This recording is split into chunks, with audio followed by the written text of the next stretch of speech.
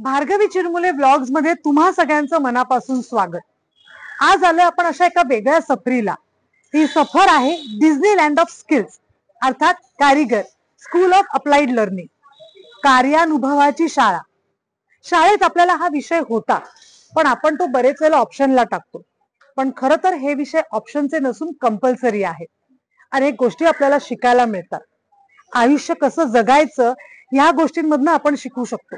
रोजच्या गोष्टी अर्थात लाईट कसा बदलायचा, इथपासनं घरातली इस्त्री बिघडली तर मी काय करायचं, इथपासनं आज जर मला केक बनवायचा असेल आणि माझ्या घरातल्या झाडांना किती पाणी घालायचंय, हे सगळे विषय आपण इथे शिकू शकतो।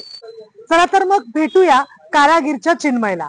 नमस्कार चिन्मय। नमस्ते। नमस्कार। तुझं खूप मनापासून स्वागत। एक खूप वेगळी शाळेची सफर आम्ही आमच्या सगळ्या प्रेक्षकांसाठी घेऊन आलोय। प्लीज आम्हाला शाळेची तर सफर घडव आणि शाळा म्हणजे काय हे आम्हाला नक्की सांग। नक्कीच। सो थोडंसं त्याच्या आधी सांगतो, आपल्याकडे जे शालेय शिक्षण आहे ते खूप मार्क्स ओरिएंटेड, पाठांतर ओरिएंटेड आणि परीक्षेच्या आधी 2 दिवस रात्र अभ्यास करायचा, परीक्षेत मार्क पाडायचे, काहीतरी हुशार ढ अशी लेबल्स घ्यायची आणि ते आयुष्यभर त्याच्यावरती कॅरी करायचं। याच्या पलीकडे शिक्षण कसं आपल्याला आनंदी करता येईल याचा एकंदर हा प्रकल्प आहे।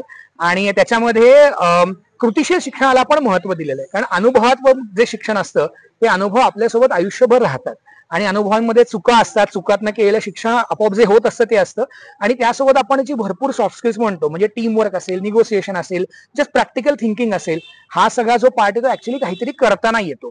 मग हे सगळं शाळेच्या वयामध्येच जर झालं आणि मुलांनी थेरी आणि सगळे बाकीच्या परीक्षा अभ्यास करता करता जर याही प्रकारचं शिक्षण घेतलं तर त्यांना भरपूर फायदे होतात। त्यातले काही म्हणजे अगदी आपल्याला पुढे करिअरमध्ये काय करायचंय, मी काय प्रकारचा माणूस आहे, माझ्या काय स्ट्रेंथ्स आहेत, विकनेस आहे, हेही सगळं मुलांना पटपट आयडेंटिफाय होतं।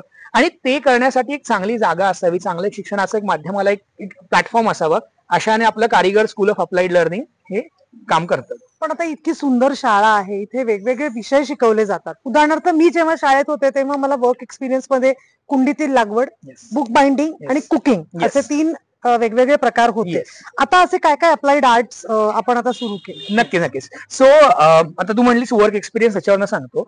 वर्क एक्सपिरियन्स हा खरं तर खूप महत्वाचा विषय होता, पण अनफॉर्च्युनेटली शाळांमध्ये तो ऑप्शनल केला गेला, ऑप्शनल नंतर काढून टाकला गेला, कारण मग एक ठराविक विषयांना खूप महत्व आलं। आज असं कळतं की ते ठराविक विषयांसोबतचा जो कामाचा जो अनुभव आहे तोही तितकाच आवश्यक असतो मुलांना लहान वयापासून। आता बुक बाइंडिंगचं तू म्हणलीस, बुक बाइंडिंग हे स्किल करत खूप छान आहे, पण आजच्या काळासाठी थोडं इररिलेव्हंट आहे। मग त्या याने आपल्या इथे आपण रिलेव्हंट स्किल्स घेते। सो म्हणले की कुकिंग होतं, गार्डनिंग, ऍग्रिकल्चर होतं, ह्याच्यावर आपण बाकी काही जोडली, इंजिनिअरिंग जोडलं, इलेक्ट्रिकल जोडलं, टेक्नॉलॉजी जोडली। सो अशा पद्धतीने मुलांना या सगळ्या वयामध्ये आवश्यक स्किल्स जे त्यांचे पुढचे करिअर घडायला कामाला येतील ती सगळी इथे आपण शिकवतो। चला तर बघूया वेगवेगळी स्किल्स। नक्कीच। आपला पहिला प्रकल्प आपण एक थोडं समजून घेऊयात, स्किल्स ऑन व्हील्स। आणि त्याआधी मी इंट्रोडक्शन करतो प्रशांत सरांची। नमस्कार प्रशांत सोनवणे। पूर्णपणे स्किल्स ऑन व्हील्सचं ऑपरेशन भारतभरामध्ये ज्या आपल्या एकंदर प्रकल्पाची सगळी पसरलेलं आहे त्याचं पूर्णपणे काम मॅनेज करतात। तर मी प्रशांत सोनावले, आमचा हा प्रकल्प आहे स्किल्स ऑन व्हील्स। तर आम्ही इनिशियल थॉट हा होता की सुरुवातीला आपण स्किल एज्युकेशन ही एक मिथ होती की स्किल एज्युकेशन काय आहे, कसं शिकवलं जाणार विद्यार्थ्यांना, त्याचं काय भविष्यात त्याचे काय काय ऑप्शन्स असू शकतात विद्यार्थ्यांकडे, की माझा विद्यार्थी फक्त ऑटोमोबाईलच्या वर्कशॉपमध्ये काम करेल की कुठल्या वर्कशॉपमध्ये कामाला जाईल, एवढं एक म्हणजे त्या कन्सेप्ट क्लिअर नव्हत्या पालकांना, शिक्षकांना, त्याचबरोबर स्कूल मॅनेजमेंट आणि स्टुडंटना सुद्धा, की फर्दर करिअर काय करायचं आहे, कसं तो करिअर ग्रोथ असेल वगैरे। तर मग आणि हे सगळं सांगणं डॉक्युमेंटेशन मधून किंवा पीपीटी मधून थोडं डिफिकल्ट होतं, की मग त्यांना काय सांगायचं, मग त्या ट्रेडमध्ये कसं ऑपरेशन होणार आहे, त्याला कसं आपण कोरिलेट करू शकतो अकॅडमिक लर्निंग सोबत। सो हे सांगणं थोडं डिफिकल्ट जायला लागलं। मग आम्ही एक सोल्युशन काढलं की आपण ते आपल्यापर्यंत पोहोचत नाहीये तर आपण त्यांच्यापर्यंत पोहोचू।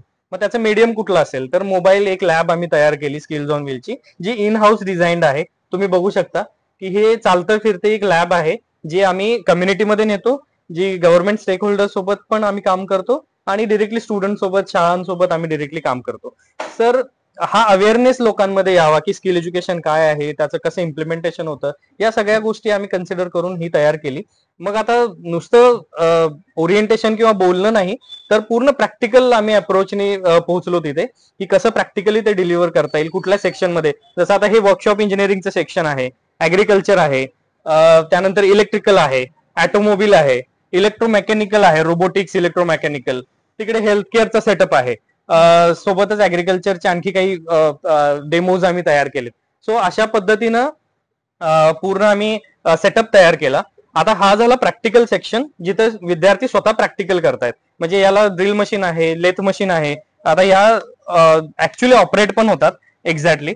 आणि याचा पॉवर बॅकअप सगळा जनरेटर आणि युपीएस आहे. त्यामुळे कुठल्याही इंटेरियरच्या शाळांमध्ये गेलो आपण तरी सुद्धा आपण हे वर्किंग मॉडेल देऊ शकतो. म्हणजे जिथं लाईटची ऍक्सेसिबिलिटी नाहीये, जिथे फॅसिलिटीज नाहीये ज्या शाळांमध्ये, त्या शाळांमध्ये आपण हा सेटअप ऍक्च्युली देऊ शकतो. त्यात पण मला विद्यार्थ्यांना सांगा, प्रॅक्टिकल देऊ शकतो. तुम्ही या शाळांसाठी हा सेटअप जो आहे तो कुठे कुठे घेऊन जाता मग? आतापर्यंत आम्ही 22 राज्यांमध्ये गेलोय हा सेटअप घेऊन. Right from Ladakh to Kanyakumari आम्ही ट्रॅव्हल केला. इकडे ओरिसा टू गुजरात, म्हणजे पूर्ण भारत भ्रमण आमचं झालेलं आहे. आणि खूप सारे इंटरेस्टिंग किस्से पण यातनं निघतात. इंटरेस्टिंग ट्रॅव्हलिंग जर्नी आहे.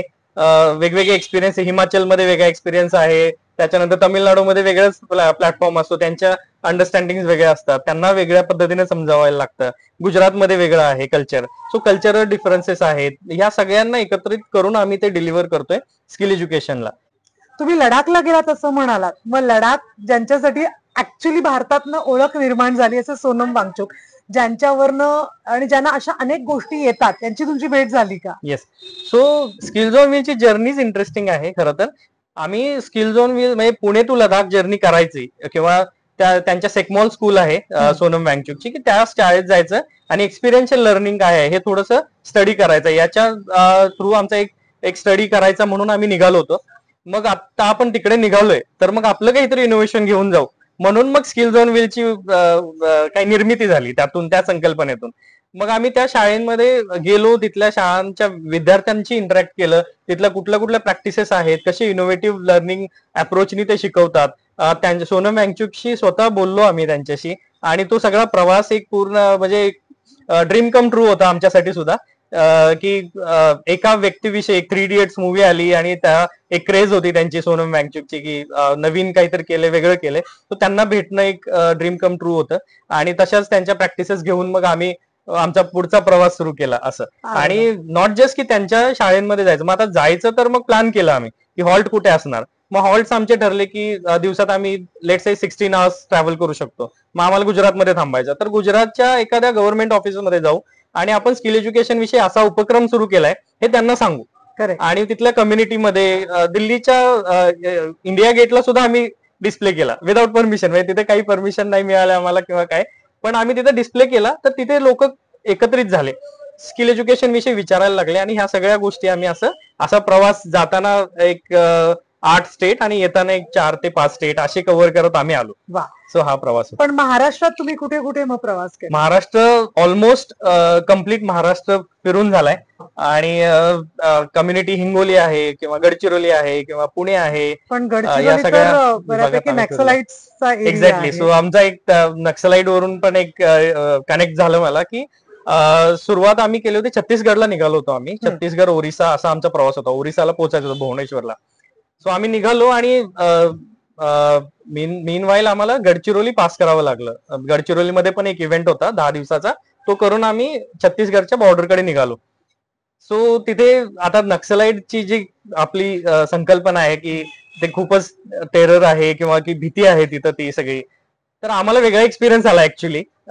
सुरुवातीला आम्ही पण घाबरलो होतो, सगळी भीती होती मनात की काय होईल, कसं आपण चाललोय तिकडे, तर नवीन आहे. सो गव्हर्नमेंट ऑफ इंडिया वगैरे सगळं आपलं काय स्किल इंडिया वगैरेचे मिशनचे स्टेटमेंट्स वगैरे आहेत. सो मग त्यांनी आम्हाला अडवलं सुद्धा. एक रात्री आय थिंक 12:30-1च्या सुमारास आम्हाला त्यांनी थांबवलं.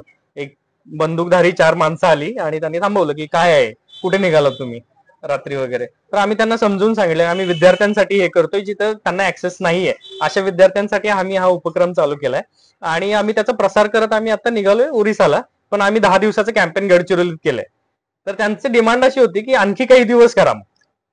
आणि थ्रू आउट म्हणजे बॉर्डर पर्यंत, छत्तीसगड बॉर्डर क्रॉस करेपर्यंत त्यांची 2 माणसं आमच्या गाडीसोबत होती, की आम्हाला पुढं काही धोका मिळू नये किंवा भेटू नये असं, यासाठी त्यांनी आम्हाला एस्कॉर्ट केलं त्या बॉर्डर पर्यंत.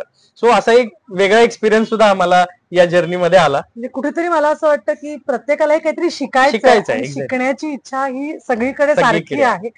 शिकायचं आहे आणि नवीन पिढीला शिकवायचं पण आहे. बरोबर. असं त्यांचं जे झालंय ते नवीन पिढीमध्ये रिफ्लेक्ट होऊ नये नवीन पिढी चांगली घडावी ही भावना त्यांच्या बोलण्यातनं दिसली. आणि रात्री 1 ते 1:30च्या सुमारास आमचं हे डिस्कशन सुरू होतं. एक तर आम्ही घाबरलेलो आणि त्यातनं डिस्कशन आहे. So it's quite interesting.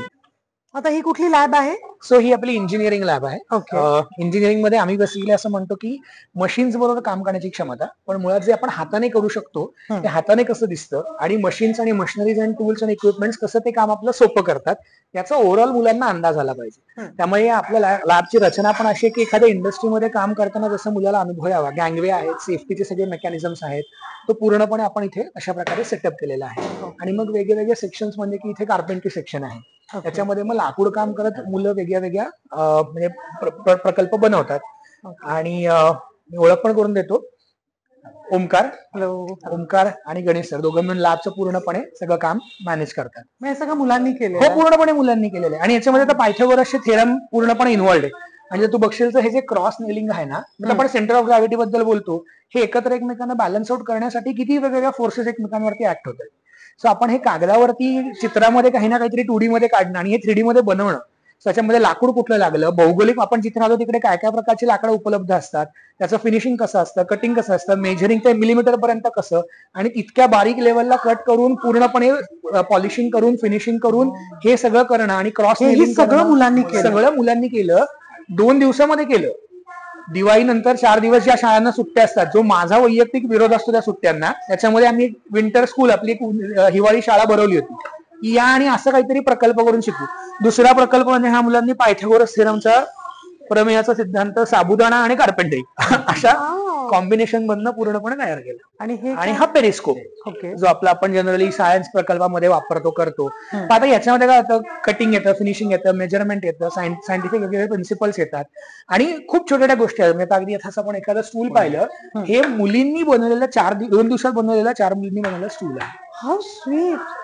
So ह्याच्यामध्ये काय काय नाही आलं, याच्यामध्ये गणित आलं, याच्यामध्ये सायन्स आलं, याच्यामध्ये टीमवर्क आलं, एकमेकांच्या आयडियाज कॉम्पेन्सेट कशा करायच्या, कोणी काय काम करायचं, ते कसं शेवटपर्यंत घेऊन जायचं, त्याचं पूर्णपणे मेकॅनिझम. आणि म्हणलं तसं की एखादं वजन किती कॅरी करू शकतं, याची मार्केटमध्ये गेल्यानंतर किती किंमत येईल, आपल्याला किती पडली, प्रॉफिट आपण कमवू शकतो का, मास लेवलला एकदम जर का 50 ऑर्डर आली तर ती कशी एक्झिक्यूट करायची. म्हणजे एका छोट्याशा प्रकल्पामधनं किती विषय हळूहळू सुरू होतात. आणि जे आपण आज म्हणतो ऑन्ट्रप्रिनरशिपचं एज्युकेशन वगैरे वगैरे वगैरे, ते सायलोज मध्ये नाही शिकवलं. काय धंदे शिक्षण असं अचानक नुसतं बसा वर्गात आणि आम्ही शिकवतो, या ऍक्टिव्हिटीज मधनं होतं. या सगळ्या याच्यातनं सायमल्टेनियसली त्या गोष्टी चालू असतात. So that is how we basically work. हे टेबल पण मुलींनीच बनवलंय ना? मुलींनी बनवलंय. वस्ती पातळीतल्या 4 मुलींनी बनवलंय, ज्यांनी कधी लाकडाला हातही लावलेला नव्हता. त्या इथे आल्या, त्यांना आम्ही प्रॉब्लेम स्टेटमेंट दिला की आपल्याला असं काहीतरी बनवायचं, तर तुम्ही काय करू शकता, आणि त्यांनी हे तयार झालेलं आहे. हे काय आहे बघू शकतो? हो. सो आमच्याकडे ना तोडजोड नावाचा एक इव्हेंट आम्ही हे करत असतो, कॉम्पिटिशन चॅलेंज. त्याच्यामध्ये काय होतं, आपण बऱ्याच वेळेला सगळे प्रॉब्लेम्स आणि चॅलेंजेस सगळे कागदावर सोडवतो. मग आम्ही मुलांना म्हणलं असं एक प्रॉब्लेम स्टेटमेंट देतो, 2 दिवसाचा वेळ असतो, सगळं कारिगर तुमचे, जे करायचं एकत्र ते करा, पण आम्हाला ते प्रॉब्लेम सोडवून द्या. सो आम्ही त्यांना एक गठ्ठा काही गोष्टी दिल्या होत्या. सो हे बनवले, हे शिक्षकांनी बनवले. हो, बरं. सो मुळात काय, जसं विद्यार्थ्यांना शिकवायची गरज आहे, शिक्षकांना शिकवायची गरज असते. आणि जो गणिताचा शिक्षक जो गणित कागदावर शिकवतोय, तर हे कसं दिसेल हेही आवश्यक आहे. मग अगेन प्रॉब्लेम स्टेटमेंट एक दिलं जातं आणि वेळ दिली जाते, रॉ मटेरियल दिलं जातं, तुम्ही तुमचं डिझाईन बनवा, तुम्ही धडपड करा, तुम्ही ते चिकटवा, जोडा, अजून त्याला काय काय करता येईल. आणि अशा प्रकारे मग तो एक त्यांनी बनवलेला ऑर्गनायझर आपण म्हणू, वॉल ऑर्गनायझर किंवा काय असं, अशा प्रकारे तो बनवलेला आहे. त्यात एक इलेक्ट्रिकलचं इंटिग्रेशन आहे, त्याच्यामध्ये काहीतरी हँग करायला, एक मोबाईल स्टँड सारखा आहे, एक झाड ठेवायला आहे. सो घरगुती आपल्या गोष्टींना जे जे काही लागतं, आणि दिसायलाही छान आहे. येस येस, एस्थेटिक त्याच्यातला अगदी बेसिक लेवलला का होईना, पण तो नीट दिसणं त्याचं तो तितकंच महत्वाचं. आणि मग हे जॉईंटचे प्रकार वेगळे की जॉईनरी मुलांना बेसिकली समजावी त्यासाठी काय काय हे असतात ते. आणि सगळं बनवतात मुलं, सगळं मुलं बनवतात. आमचे शिक्षक मुलांना फक्त म्हणजे काय म्हणू आपण, योग्य पद्धतीने चुका करायला उद्युक्त करतात, मदत करतात. आम्ही अडवत नाही चुका करायला कधी. आणि हे काय आहे? याला आपण बेंच वाईस म्हणतो. मुळामध्ये जसं प्रत्येकाला एक टेबल मिळतं, काय हे मिळतं, तसं प्रत्येक मुलाला एक बेंच वाईस त्याचं रॉ मटेरियल, त्याचं टूल्सचं सेट, सेफ्टीचे गॉगल्स, एप्रन सगळं व्यवस्थित घालून तयार असतं. आणि मग त्याच्यावरनं मुलं त्यांचं डेडिकेटेडली काम करतात. कारण बऱ्याच वेळेला काय होतं, जे हाताने काम करणाऱ्या ज्या काही संस्था किंवा अशा प्रकारचे प्रकल्प आहेत, त्यात अडचण होती की एक कोणीतरी करत असतो आणि बघणारी लोक खूप असतात. तो मुन्नाबाई एमबीबीएस मध्ये तो सीन आहे ना की खुद की बॉडी लेके आ तसं व्हायला नको, म्हणून प्रत्येकाला कामासाठी आपण जागा देतो डेडिकेटेड असं. सो चिन्मयने जसं बऱ्यापैकी तुम्हाला खूप साऱ्या गोष्टी इथं सांगितल्या, तर मुलांचं अकॅडमिकशी कनेक्टेड असलेल्या बऱ्याच गोष्टी इथं मुलं अप्लाइड लर्निंग थ्रू वेगवेगळे प्रोडक्ट बनवतात. तसंच हे मुलांनी बनवलेलं आहे. जसं ओपन स्कूलिंगची मुलं आपल्याकडे राहतात, सो त्यांची एक बॅच होती आणि फायनलला त्यांना एक प्रोजेक्ट दिलेला होता की ओव्हरऑल 6 महिन्यामध्ये जे काय त्यांनी इथं काम केलेलं आहे, सो त्या कामाचं इंटिग्रेशन करून तुम्हाला एक प्रोजेक्ट बनवायचा. जसं आपण पाहतो की टेक्निकल मध्ये इंजिनिअरिंग असेल, डिप्लोमा असेल, फायनल इयरला प्रोजेक्ट राहतो. सो तो सेम काइंड मध्ये त्या मुलांना प्रोजेक्ट दिला होता आणि टोटल प्रॉब्लेम बेस्ड लर्निंग असल्यामुळे त्यांना हे सांगण्यात आलं होतं इथे जे काही तुम्ही गोष्टी युज केलेल्या त्या गोष्टींचा युज करून त्याला इंटिग्रेटेड तुम्हाला प्रोजेक्ट बनवायचा आहे. सो प्रॉब्लेम असा होता की बऱ्यापैकी आपण पाहतो की फंक्शन्स असतात, वेडिंग असतात, कार्यक्रम मोठे मोठे असतात, तो त्या ठिकाणी आपल्याला त्यांना एक प्रॉब्लेम म्हणजे फूड रिलेटेड होता तो की पोळ्यांची रिक्वायरमेंट जास्त राहते. सो त्याच्यावरती इन्स्टंट आपल्याला फूड सर्व्हिसेस मध्ये इन्स्टंट लवकरात लवकर पोळी कशी मिळेल याच्यासाठी त्यांनी त्याच्यावरती सर्च, इंजिनिअरिंग, ड्रॉइंगचं, डिझाईन थिंकिंगचं बरेच कॉन्सेप्ट यूज करून हे केलं होतं. सो हा एक रोटी मेकर बनवला ज्याच्यामध्ये कार्पेंट्रीचा सेक्शन त्यांनी यूज केला स्ट्रक्चरसाठी. इव्हन हा पोळीपाट म्हणून ऍज अ रोटीचा पोळीपाट बनवलाय आणि इथं मेकॅनिकलचा कॉन्सेप्ट यूज करून त्यांनी हे आपलं लाटणं म्हणतो ना आपण ते बनवलंय. सो आणि याच्या खाली इलेक्ट्रिकलची हे मोटर आहे, जे तुम्ही शिलाई मशीन आहे ना, बरोबर. yes, हा, त्याची हा. मोटर हे त्यांनी यूज केली आणि सेम त्याचं हे पॅडल यूज केलं. सो सिम्पली याच्यामध्ये आपण तो पोळीचा जो गोळा असतो तो इथे ठेवून या पेपरवरती, सो याच्यावरती आपण प्रेस केला असेल सो आणि ते फिरवलं, ती लाटली Yes, लाटलं जातं. पण याच्यामध्ये बरेच चॅलेंजेस आहेत की हे फिरताना तुम्ही नीट पहा ते कसं फिरतं.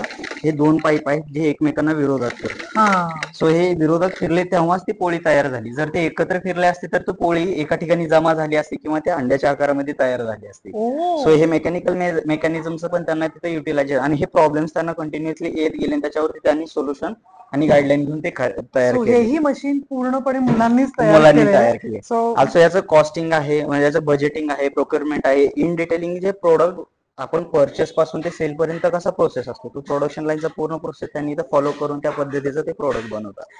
वाव, पोळी बनवायचा सोपा मार्ग आहे. सोपा मार्ग, हो. अगदी 30 सेकंदामध्ये एक पोळी बनते. इव्हन आम्ही हे टेस्टेड केलेले आहे, याच्यावरती पराठे बनवलेत, आम्ही पोळ्या बनवलेल्या आहेत आणि ते असे टेस्टेड प्रोडक्ट पण आम्ही ज्यांना पोळी पराठी येत नाहीत, बनवायचे असेल तर प्लीज तुम्ही येऊ शकता आणि ऑर्डरही देऊ आता शकता, पुढच्या इव्हन वेळेला बनवू शकता. आपण पुढच्या वेळेला भाकरी ट्राय नक्की करू. नक्कीच नक्कीच.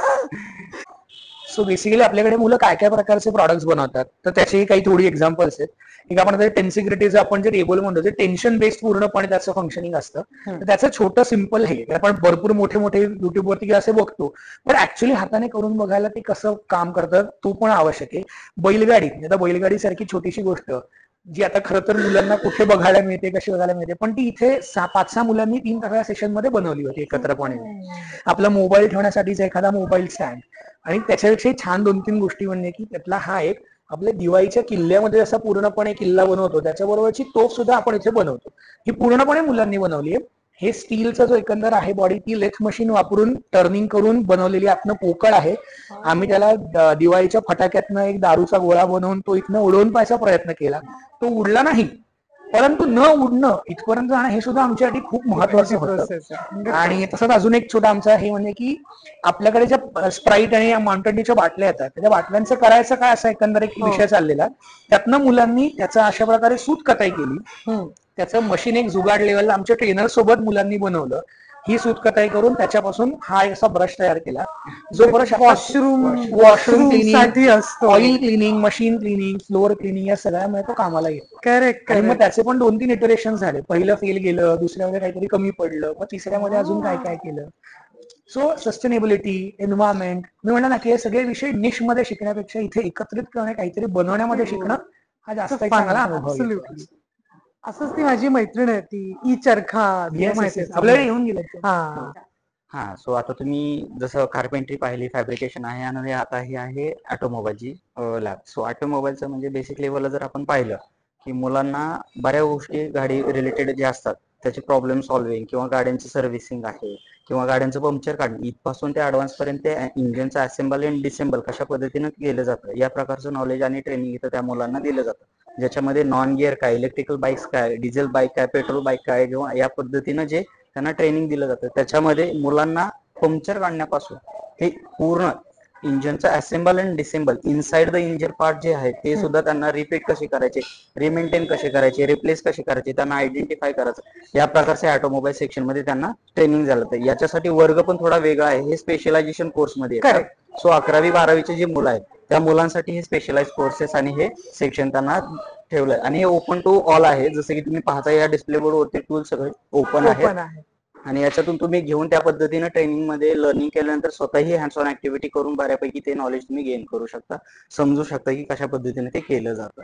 मग इव्हन दो मुलांना जर पाहायला गेलं तर ते आपण ऑइल बदलीसाठी ते पद्धत आहे, इव्हन ते ऑइल कोणत्या ग्रेडचं आहे, त्याचे डिटेलिंग काय, हे सगळं त्या मुलांना त्याचं शिकवलं जातं.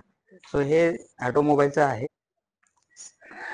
सो ही आपली कम्प्युटर लॅब. आता काय बऱ्याच वेळेला आपण हाताने काम करतो, स्किल एज्युकेशन बाकी म्हणतो, तर काही लोकांना असं वाटू शकतं की अरे मग लेबरच करायचेत का, हे माझ्यासाठी आहे का, आमच्या मुलांसाठी आहे का. तर त्याच्यातला पुढचा पार्ट असं आहे की आपण हाताने काम करायला शिकण्यासोबत त्याचं मशीनचं पण कनेक्शन कसं आहे शिकून घ्यायचं.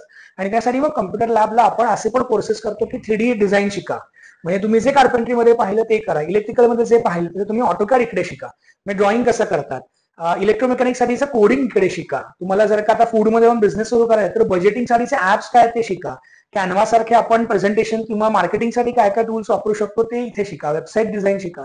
सो अशा प्रकारे पण आपण कम्प्युटर लॅबमध्ये वेगवेगळे कोर्सेस रन करतो. अल्टिमेटली स्किल्स एवढेच नाहीयेत, स्किल्स भरपूर आहेत, पण ह्या स्किल्सवर फोकस करण्याचं कारण हे, कारण एक मागच्या 50, 70, 100 वर्षामध्ये जर पाहिलं तर जगातल्या ज्या देशांनी प्रगती केली त्या प्रगतीचं जर का म्हणजे इंडस्ट्रीयल प्रगतीचं जर का आपण एक बेसिक फाउंडेशन पाहिले तर हे स्किल्स त्याच्यामध्ये ते कॉन्ट्रीब्युटिंग सगळ्यात जास्त लेवलला होते.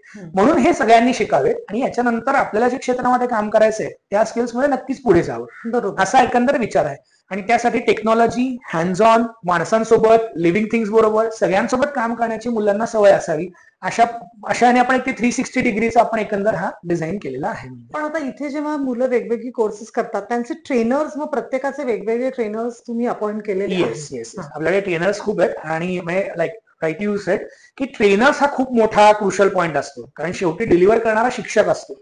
आणि त्यामुळे आपल्याकडे हे आपण करतो की शिक्षकांनाही चांगल्या पद्धतीने शिकवणं, विद्यार्थ्यांनाही शिकवणं, आणि ती पण एक त्यांच्या शाळा पातळीवर पण ती कुठेतरी एक लेवल चालू राहावी, ती पण एक कुठेतरी अपोहावी, हा पण आपला एकंदर प्रकल्प असतो. पण आता हे तू शाळेत जाऊन करतोस, पण इथे वेगवेगळी वर्कशॉप्स होतात, ती काय वर्कशॉप्स असतात? म्हणजे सो वर्कशॉप्स म्हणजे आमचं म्हणणं आहे की एक तर स्किल एज्युकेशन आपण पॉप्युलर, म्हणजे आमच्याकडे येणाऱ्या लोकांनीच याला डिस्नीलँड ऑफ स्किल्स असं नाव दिलं. करेक्ट. म्हणजे डिस्नीलँड म्हणजे काय, आपण गेलो की आम्हाला हेही खेळायचंय तेही करायचं अशी इच्छा होते, तसं आल्यानंतर इथे माणसाला व्हावं आणि त्या याने मग आपण इथे लोकांबरोबर त्यांच्या गरजेनुसार, त्यांच्या आवडीनुसार सगळ्या प्रकारचे कोर्सेस डिझाईन करतो.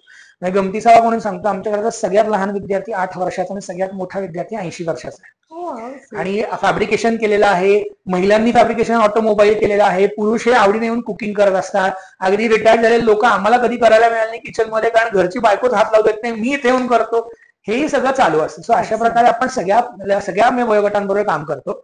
आणि कोणाची गरज ही नोकरी असते, कोणाची गरज ही जस्ट आवड छंद म्हणून असते, कोणाची गरज ही आपल्या मुलांनी ते स्वतः त्या वयामध्ये शिक्षणाचा भाग म्हणून असते. मग त्या दृष्टीने आपण कधी एखाद्या रविवारचा, कधी सलग 4 रविवारचा, कधी सलग आठवड्याभराचा, उन्हाळ्याच्या सुट्टीमधले, हिवाळ्याच्या सुट्टीमधले, क्रिसमस, दिवाळी असे वेगळ्या प्रकारचे आपण कोर्सेस ठेवतो.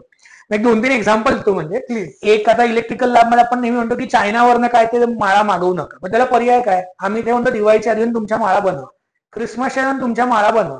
खरं तर 400 ते 500 रुपयाच्या रॉ मटेरियल मध्ये तुम्ही तुमच्या अख्ख्या घराच्या माळा बनवू शकता, परंतु आपल्याला ते माहिती नसतं. मग ते शिका, मध्ये आपल्याला रेजिस्टर लावायचा म्हणजे काय, ते कसं काय होम्स प्रिन्सिपल आणि सगळे ते कसे कामाला येतात हे सगळं आपण करून शिकतो. तसं आता क्रिसमससाठी केक्स आणि बाकी आपण बाहेर आणतो, आपल्याकडे बेकिंगचे वेगळे हे चालतात. त्यानंतर स्ट्रीट फूड बनवायचं. आता बऱ्याच वेळा काय, घरगुती पाणीपुरी आपण बाहेरच्या रेडीमेड मसाल्याने बनवतो, पण ती मनासारखी होत नाही.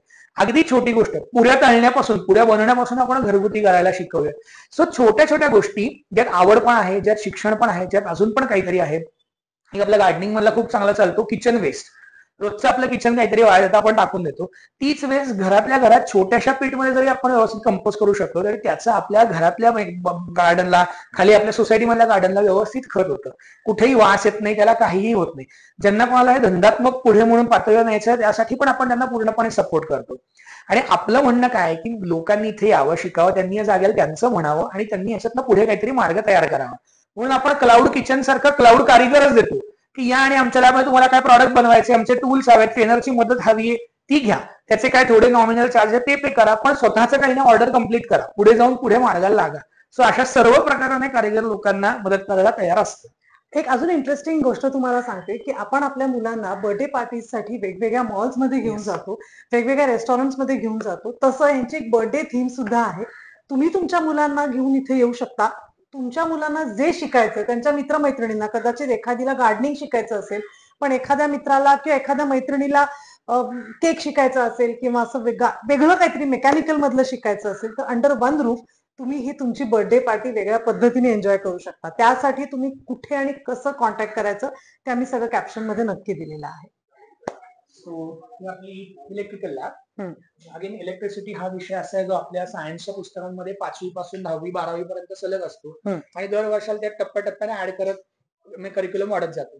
पण प्रॉब्लेम असा होता की आपलं सगळं जे अंडरस्टँडिंग असतं ते कुठेतरी चित्र, ते डायग्राम, त्यातली गणित आणि मग ते जूल्स काय, वॉट्स काय, ओम्स काय ते समजून घेण्यातच त्याचं बऱ्यापैकी थकायला होतं. बेटर आम्ही म्हणतो आपण सगळं इथे काही ना काहीतरी करतच शिकूयात, कृतीशील पद्धतीने शिकूयात आणि नंतर त्याला थिअरी सपोर्टिव्ह जी काय ती करूयात. त्याचे कॅल्क्युलेशन हा भाग नक्की आहे, पण गणितापासून सुरुवात करण्यापेक्षा गणित नंतर समजू आणि त्याचा कुठे उपयोग आहे ते समजून घेऊ आणि त्यामुळे पूर्णपणे लाभ कशा प्रकारे सतत केलेले. Hello Rajesh sir. Hello. So basically 2 section मध्ये ही लॅब डिवाइड केलेली आहे. एक तर म्हणतो आम्ही हाऊस वायरिंगचा सेक्शन आणि दुसरा जो आहे तो होम अप्लायन्सेस रिपेअरिंगचा सेक्शन आहे. सो बेसिकली आपण हाऊस वायरिंग पासून सुरुवात करूया.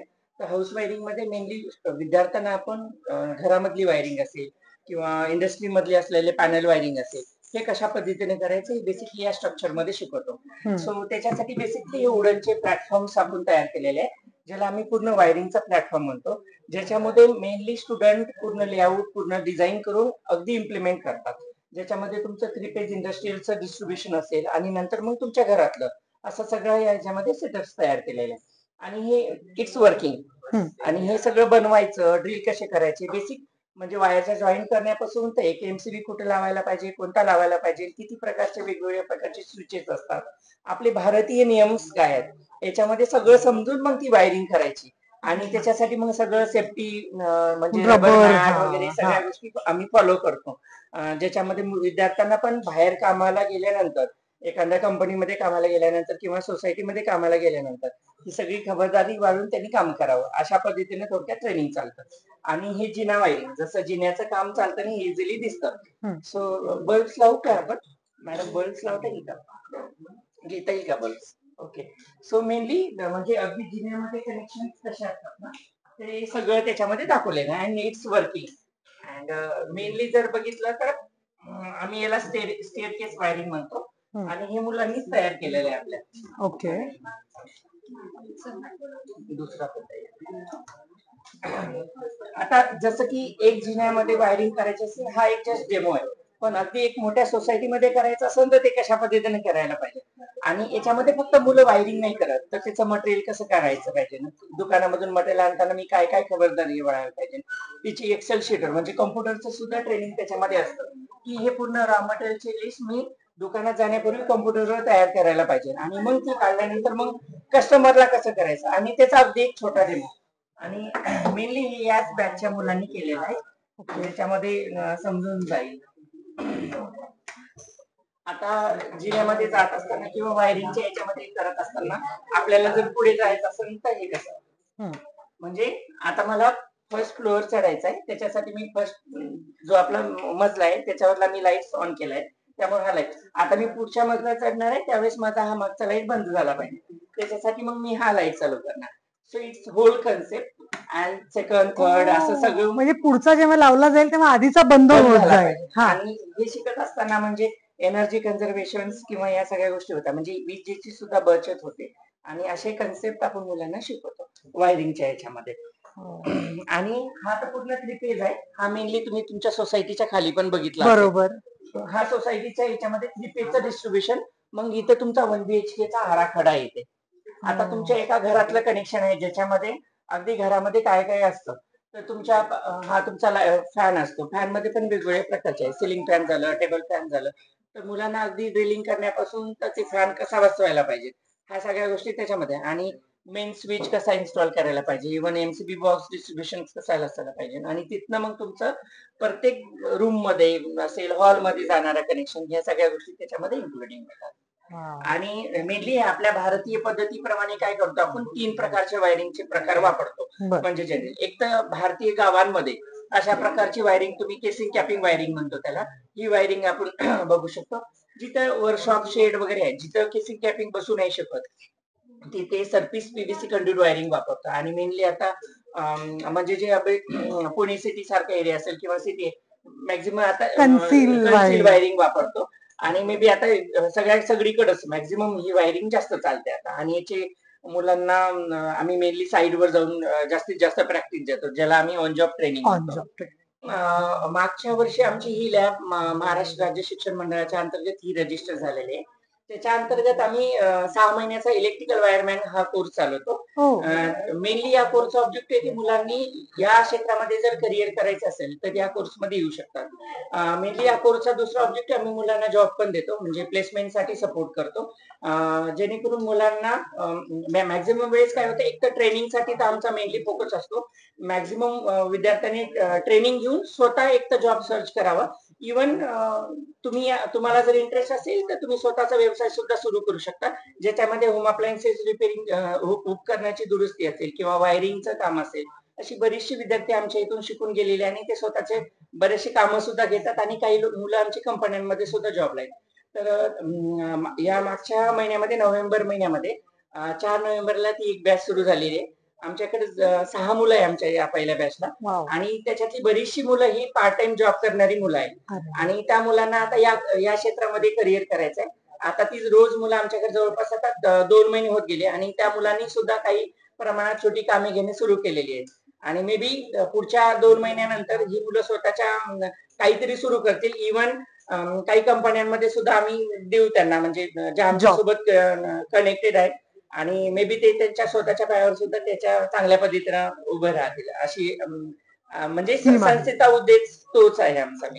थँक्यू. अँड जसं मी वायरिंग मध्ये सांगितलं की इन्व्हर्टरची पण गरज असते, इन्व्हर्टर आणि बॅटरीचं, इव्हन युपीएसचं कनेक्शन वगैरे, या सगळ्या गोष्टी सुद्धा इन्क्लुडिंग याच्यामध्ये होतात.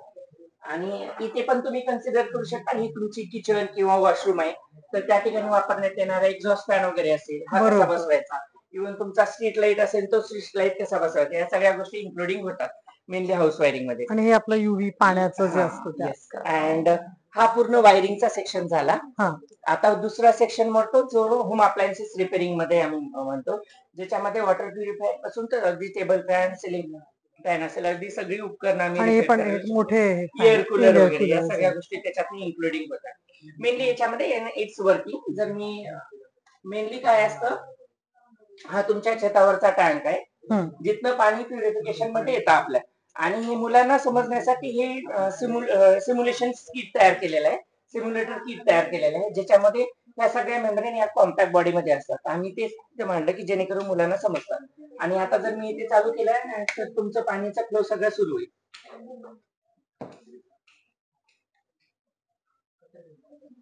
ओके, सो बेसिकली याच्यामध्ये जर बघितलं तर वॉटर फ्लो स्विच मला ऑन करावं लागेल, हा वाला, तरच मग तुमचा वाला तो चालू होईल तिकडला. आता तुमचा पाण्याचा फ्लो हा इकडे चालू होईल, मग इकडे तुमचं रिजेक्टेड वॉटर आणि हा तुमचा वाला एक्सेप्टेड वॉटर, हा सगळा तुमचा वाला फ्लो सुरू होतो. म्हणजे त्याच्यामध्ये हे सगळं मुलांना शिकवलं. हे सगळे त्यांचे हे आहेत का इन्स्ट्रुमेंट्स, आपले सगळे इलेक्ट्रिकल टूल्स. जसं तुम्ही गॅरेज मध्ये बघितलं जातं की गॅरेज मध्ये सगळे टूल डिस्प्ले केलेले असतात, असा सेटअप इथे केलेला आहे, जेणेकरून मुलांना इझी ऍक्सेस असावं करताना. And it's tool kit. Group प्रमाणे टूल किट्स घेतात मुलं. असे टूल किट्स प्रत्येक ग्रुप मध्ये टूल किट दिले जातात, जेणेकरून ते जेव्हा स्वतः करतील सुरू, त्यांना पण ही आयडिया येईल. तर हे तर म्हणजे ऍज अ इलेक्ट्रिशियन म्हणून जॉब जर त्यांना बाहेर करायचा असेल तर अशा पद्धतीचं सगळं ट्रेनिंग आम्ही घेतो. याच्या व्यतिरिक्त जे शाळांमध्ये मुलं येतात, शाळांची 9वी, 10वी, 11वी, 12वीची मुलं येतात, मेनली आम्ही अकॅडमिक कन्सेप्ट सोबत त्याची जुळणी करतो, मॅपिंग करतो आणि ते मुलांना शिकतो. मेनली मॅक्झिमम वेळेस सायन्स मध्ये बऱ्याचशा कन्सेप्ट आहेत, हिटिंग इफेक्ट आहे, मॅग्नेटिक इफेक्ट आहे, पण प्रॅक्टिकल ऍप्लिकेशन जर दाखवलं ना तर मुलांना चांगल्या पद्धतीने समजतं.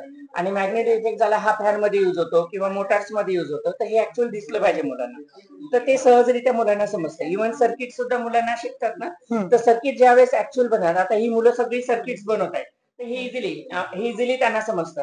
आणि ही 12वी सायन्सची मुलं आहेत सगळी, आणि मॅक्झिमम कन्सेप्ट इलेक्ट्रिकलच्या बघितलं तर फिजिक्स मध्ये इझिली असतात. अँड सेम इथे पण हे केलेलं आहे, डेमो किट्स आहेत इथे पण वर्किंग आहे. हा पण इव्हन ट्रेनिंगची मेथड्स पण ही असते आमची, की मुलांना लर्निंग बाय डुईंगचा अप्रोच जास्त द्यायचा, म्हणजे करा आणि शिका. भले 2 गोष्टी त्यांच्या चुकल्या तर परत त्या चुक्यातून ते जास्त शिकतील. आता ही किट ऑन जर केली तर me it show the voltage and current and याच्यामध्ये फॉल्ट इंट्रोड्यूस केलेला आहे. आता इथे जर तुम्ही नॉर्मल आवाज ऐकला, ओके, सो आता इथे स्पार्किंग पण होते आणि आवाज पण वेगळा येतो. So now it's have a fault, right. आता हा फॉल्ट मला दुरुस्त करायचा असेल तर मी काय करायला पाहिजे?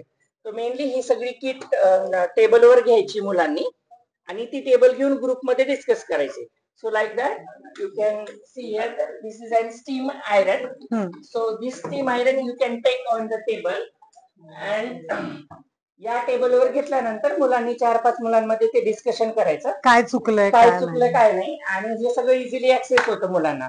इव्हन तुम्ही जे डायग्राम एका कॉम्पॅक्ट बॉडीमध्ये बघता ते इझिली मुलांना याच्यामध्ये समजतं सुद्धा. आता तुम्ही जर बघितलं, मी मगाशी म्हटलं की भारतीय नियमाप्रमाणे कलर कोड वगैरे वापरायला पाहिजे, तर हे सगळं दिसतं.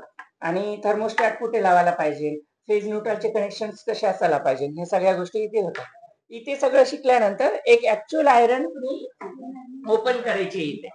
आता इथे तर पहिलं तुमचं डेमॉन्स्ट्रेशन होणार, हे शिकल्यानंतर तुम्ही सगळं ओपन करायचं. तर मग ओपन करताना मी फर्स्टली कोणता स्क्रू काढायला पाहिजे, असेंब्ली अँड डिअसेंब्ली प्रोसेस. हाच कन्सेप्ट इंडस्ट्रीमध्ये सुद्धा लागू होतो.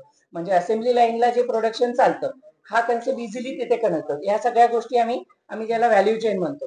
तर व्हॅल्यू चेनच्या कन्सेप्ट जर शिकला तर मुलांना जॉब ओरिएंटेड सुद्धा बऱ्याचशा कन्सेप्ट क्लिअर होतात.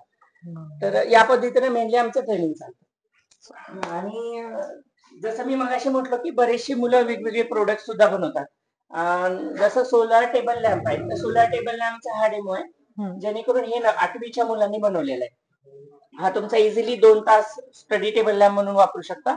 हा 20 मिनिटांमध्ये पूर्णवाला चार्ज होतो. 20 मिनिटांमध्ये चार्ज झाल्यानंतर तुमचा इझिली हा 2 तास तुम्हाला चार्जिंग देतो. Okay, so this is normal. And mainly आता आमचा जो फोकस आहे ना, मेनली सोलार, ईव्ही आणि अशा कन्सेप्ट मध्ये, की मुलांना अवेअरनेस पण झालं पाहिजे आणि सोलारचं इम्पॉर्टन्स पण कळलं पाहिजे. सो मेनली अशा पद्धतीने चालतं. आणि दुसरा प्रोग्राम मे बी लोकांना खूप आवडतो, आणि मागच्या वर्षी मला आवडेल सांगायला की जवळपास 377 अप्लायन्सेस इथल्या मुलांनी, आमच्या इथल्या शिक्षकांनी ती रिपेअर केली, आणि त्याला म्हणतो आम्ही रिपेअर कॅफे. तर रिपेअर कॅफे मेनली महिन्याच्या 2nd आणि 3rd सॅटर्डेला हा चालतो, ज्याच्यामधली बरीचशी पुण्यातली जे सोसायटीतली लोक आहेत ती इथे येतात. त्यांच्या खराब झालेल्या वस्तू, म्हणजे अगदी मुलांचे टॉईज जरी खराब झाले ते इथे घेऊन घेतात आणि स्वतः रिपेअर करतात. मॅक्झिमम वेळेस काय होतं की इव्हन आपले आजी आजोबा पण स्वतः बऱ्याचशा गोष्टी करायचे, त्यांना काही माहिती नव्हतं इलेक्ट्रिकल मध्ये काय, प्लंबिंग मध्ये काय, पण ते स्वतः करण्याची इच्छा खूप होती. आणि आता मे बी आपल्या जनरेशन मध्ये काय झालं, ह्या गोष्टी खूप लुप्त चाललेल्या आहेत. सो त्या दृष्टिकोनातून आम्ही हा प्रोग्राम लॉन्च केलेला आहे, आणि जवळपास 2019 पासून आमच्याकडे दरवर्षी वेगवेगळे मेंबर्स या प्रोग्राम मध्ये जॉईन होतात. आणि ज्याला मे बी आम्ही रिपेअर कॅफेच्या याच्यामध्ये मेनली रिसायकलिंग, रियुजिंग याच्यावर जास्त हे करतो. आता तुम्ही जर हा कन्सेप्ट बघितला, मी आता सांगितलं की तुम्हाला 377 अप्लायन्सेस रिपेअर झाली, पण it is not number, but जी 377 अप्लायन्सेस फेकल्यानंतर एन्व्हायरमेंटवर, पर्यावरणावर त्याचा जो दुष्परिणाम होणार आहे हा खूप वेगळ्या पद्धतीने होणार आहे. तर हा कुठेतरी मे बी तो होणार नाहीये.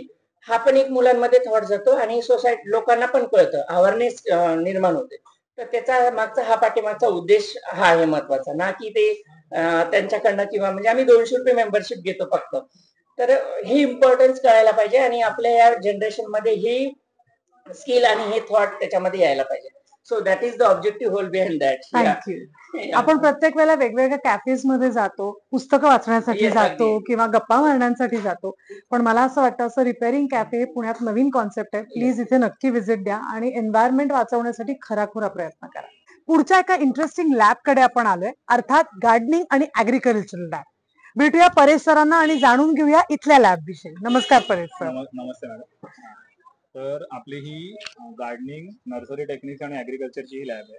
बेसिकली आमची ही लॅब आहे ती ओव्हरऑल आपण जे ऍग्रिकल्चर इनपुट्स आहेत किंवा शेती वगैरे ह्याशी रिलेटेड आहे. तर आपल्या लॅबची सुरुवात होते तर मातीपासून. मग आता नॉर्मली आता गार्डनिंग पॉईंट ऑफ व्ह्यू जर आपण बघितलं तर वेगवेगळ्या प्रकारची माती आहे किंवा अशा प्रकारची गार्डनिंग सॉइल उपलब्ध राहते. ठीक आहे. पण इथे आपण मग काय करतो, सुरुवातीला एक अधिक कल्चर आपण एक बनवतो. झाडांचे इंडोर आणि आउटडोर असे 2 प्रकार आहेत. प्रत्येक इंडोर आणि आउटडोरची रिक्वायरमेंट पण वेगळी आहे. ठीक आहे. तर दाखवा ते कसं बनवायचं कल्चर. त्याच्यामध्ये आपण गार्डनिंग सॉइल आधी घेणार आहोत, जी नॉर्मल आपली रेड सॉइल असते ती. म्हणजे माती ही कुठलीच व्हाईट नाहीये. ओके. माती ही माती आहे. ओके. हा, हे आहे कोकोपीट. बरोबर. कोकोपीट काय करतं तर त्याची मॉइश्चर किंवा काय म्हणतो आपण वॉटर होल्डिंग कॅपॅसिटी जास्त राहते. म्हणजे झाडाला आपल्याला वारंवार पाणी द्यायची गरज नाही. ओके. त्याच्यानंतर हे आहे आपलं कंपोस्ट. ठीक आहे. हे एक हे आहे आपलं कंपोस्ट, म्हणजे हे एनर्जीचा सोर्सचं काम करतं. ठीक आहे. हे झालं आपलं कंपोस्ट. ठीक आहे. त्याच्यानंतर हा एक नवीन आयटम आपण मिक्सअप करू, दॅट इज कोल. म्हणजे आपला कोळसा. चारकोल. कारण की चारकोल मध्ये काय आहे की अँटी फंगल आणि अँटी बॅक्टेरियल प्रॉपर्टीज आहे आणि वजनाला हलका आणि तोही पाणी धरून ठेवण्याचं काम जास्त चांगल्या प्रकारे करतो. ठीक आहे. हा एक आणि याला ते प्रॉपर मिक्सअप.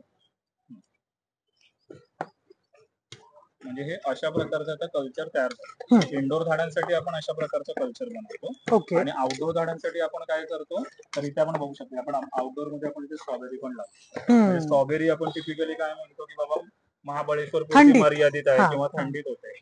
पण काही जण अशी असतात की जे शहरी भागात राहतात पण त्यांना इंटरेस्ट असतो की मला इंटरेस्ट आहे गार्डनिंग मध्ये, किंवा त्यांचं असं राहतं की मला मोठी माझ्याकडे बाग नाहीये, शेती नाहीये. मग तुम्ही आपली हाऊस ग्रो बॅग्स मध्ये सुद्धा तुम्ही फुलफिल करू शकता. मग याच्यामध्ये आपण काय केलंय, नॉर्मल आपली माती टाकली आहे. ठीक आहे. आणि आपण फक्त जिथे झाडांची मुळं येणार तिथे आपण फक्त कंपोस्ट खत वापरतो. फक्त एवढं सिंपल आहे. झाडं फक्त लावणं आणि मग ते म्हणजे इतके सोप्या प्रकारे सुद्धा तुम्ही गार्डनिंग करू शकता. आणि हा पूर्ण जो आपला कॅम्पस आहे तिथे आपण ऑर्गॅनिकच वापरतो सगळं. आपण कुठल्याच प्रकारची खतं वापरत नाही, काही नाही. जे आपल्या डे टू डे लाईफ मध्ये ऑर्गॅनिक वेस्ट आहे, म्हणजे हे आपण अर्थवॉर्म्स पासून तयार केलंय, वर्मी कंपोस्ट. ठीक आहे. हा, मगाशी आम्हाला चिन्मय सरांनी सांगितलं की इथे तुम्ही जेव्हा गार्डनिंगचं वर्कशॉप घेता तेव्हा घरच्या घरी कंपोस्ट कसं करायचं ह्याचंही ट्रेनिंग इथे दिलं जातं. मग हे कंपोस्ट त्यातूनच बनवलेलं आहे, त्यातूनच तयार झालेलं आहे. हे त्यातूनच तयार. म्हणजे त्यासाठी काय करायचं, आपलं जे नॉर्मल जे किचन वेस्ट असतं आपण ते घ्यायचंय आणि आपण ज्यावेळी समजा एखादी बकेट घेतलं समजा फॉर एक्झाम्पल, तर त्या बकेटमध्ये एंडिंगला आपल्याला कोकोपीट वापरायचंय. कोकोपीट वापरल्यानंतर आपल्याला काय करायचंय, वरती मग तुमचं किचन वेस्ट तुम्ही ऍड करत जा. म्हणजे ओला कचरा जे काही आपलं भाजीपाल्याचं रसकट वगैरे असेल जे आवडतं ते तुम्ही टाकू शकता आतमध्ये. आणि ते एकदा झाल्यानंतर ते एकदा मिक्सअप करायचं आणि मग त्या प्रोसेसला समजा 3 महिने लागतात. आणि 3 महिन्यानंतर with the help of micro organisms ते तयार. अच्छा. मला वास येत नाही घरामध्ये? त्याला वास येतो. मग त्यासाठी काय करायचं, वास कशामुळे येतो तर ते मॅगॉट्स जास्त तयार होतात किंवा मग आपण जे पाणी वापरतोय ना ते जास्त वापरतोय, कारण की आपल्याला थोडंसं पाणी शिंपडावं लागतं. मग आपण काय करायचं, पाणी नाही शिंपडायचं. तो रेट जास्त करण्यासाठी म्हणजे डिकम्पोजिशनचा रेट वाढवण्यासाठी आपण काय करायचं, घरच्या घरी आपल्याला गुळ अवेलेबल राहतो. मग साधारण 1 लिटर पाण्यामध्ये 200 ग्राम गुळ मिक्सअप करायचं आणि ते पाणी शिंपडायचं. त्याच्यामुळे काय होतं, रेडीमेड त्यांना काय होईल तर एनर्जी मिळेल त्या मायक्रोब्सला आणि तो रेट ऑफ डिकम्पोजिशन वाढतो. आणि त्याच्यामुळे काय होईल, आणि खाली एखाद्या त्या बालडीला जर आपण नळ वगैरे लावला तर त्या नळाच्या माध्यमातून एक्सेस पाणी वाहून जाईल किंवा ते आपण जमा करू. मग ते सुद्धा एक लिक्विड फर्टिलायझर असतं.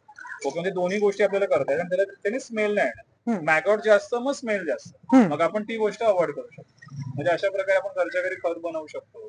किंवा समजा तुम्ही आज असं वाटलं की आपण बनाना जास्त खालेत, मग पिल्स मी फेकून देतो. मग पिल्स तुम्ही एका जार मध्ये ठेवा, ते लीड लावा. साधारण 2 दिवसामध्ये जे पाणी येईल, ठीक आहे, त्याच्यामध्ये पोटॅशियम जास्त असणार आहे. मग ते तुम्ही पोटॅशियम तुमच्या झाडाला घाला, काही प्रॉब्लेम नाही. त्याच्यामुळे डिसीज आणि इन्सेक्ट पेस्टचं जो रेजिस्टन्स आहे तो वाढेल. किंवा साधं म्हणजे असे बऱ्याचशे असे घरी आहेत, किंवा नीम आहे तुमचं, त्या नीमचा जो पाला आहे तो तुम्ही हे केला, मिक्सरला लावला किंवा त्याचा अर्क काढला तर तुम्ही झाडांवरती फवारला तर सुद्धा तुम्ही नॅचरल असे पेस्टिसाइड्स, ऑर्गॅनिक पेस्टिसाइड तुम्ही घरच्या घरी बनवू शकता, काही प्रॉब्लेम नाही. वाव सर, ह्या गार्डनिंगच्या कोर्सला मी नक्की येणार आहे, कारण मला स्वतःला आवड आहे आणि केमिकल्स पेक्षा सुद्धा कंपोस्ट खतं आणि हे सगळं घरच्या घरी जर करू शकत असेल हे करू शकतो. आणि त्याच्यानंतर ऍडव्हान्स काय, आपण ह्याला बोनसायला पण जातो. बोनसाय पण इथे शिकवलं जातं की बोनसाय कसं करायचंय, काय करायचंय हे शिकवलं जातं. त्याच्यानंतर काही माणसं असतात की त्यांच्याकडे खरंच खूप जागा कमी असते, मग मिनिएचर गार्डन मग ही तुमची कलाकृती आहे. मग ह्याच्यामध्ये तुमच्या कलानुसार तुम्ही ते करा. पण आपण सक्युलन्स हा सक्युलंट मग सक्युलन्स आपण सांगू शकतो कुठला सक्युलंट कुठे लागणार आहे किंवा हा. त्याचं कल्चर कसं बनवायचं. मग त्या प्रकारे तुम्ही तुमच्या ह्याने बनवा. आता ही तुटलेली कुंडी आहे तर आपण ही चेंज केली, त्याच्यातनं बनवा. हा असं आपण बनवतो.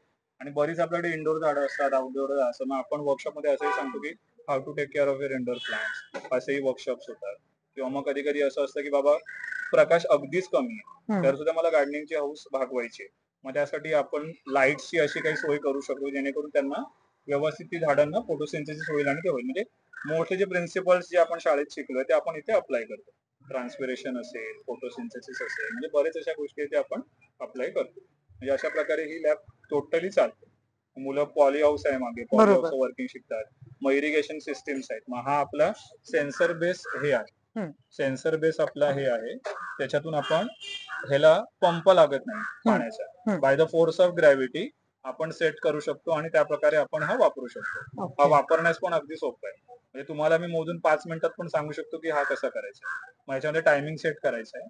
त्याच्यानंतर किती वाजता पाणी सुरू झालं पाहिजे, किती मिनिटं सुरू झालं पाहिजे आणि 2 पाण्यांमधलं अंतर किती पाहिजे. म्हणजे आज समजा तुम्ही शूटच्या दरम्यान आज नाही आहात, आज मुंबईत तुम्ही 2 दिवसांनी येणार आहात, तर 2 दिवसांनी बरोबर 2 वाजून 5 मिनिटांनी पाणी जाणार आणि फक्त 10 मिनिटं जाणार आउट ऑफ कट ऑफ. ज्याला पाण्याचं त्याला फक्त- इलेक्ट्रिसिटीची गरज नाही, पण ह्याला नाही. पाण्याचा सप्लाय द्यायचा. सप्लाय द्यायचा, इथून खालून सप्लाय तुमच्या प्लांट्सला राहील, बस तेवढंच करायचं. मग असेही आपण वर्कशॉप घेतो, ऑटोमेटेड इरिगेशन कसे करायचे, काय करायचे वगैरे. मग असे होतं, कारण की हे बेसिक टूल्स आहेत आपले गार्डनिंगचे. आपण ते सांगतो की ह्यापासून पण तुम्ही करू शकता. त्याच्यानंतर असं वाटतं कधी कधी माझ्या एकाच फांदीवर विविध प्रकारची गुलाब असायला हवी, मग त्यासाठी बडिंग येतं.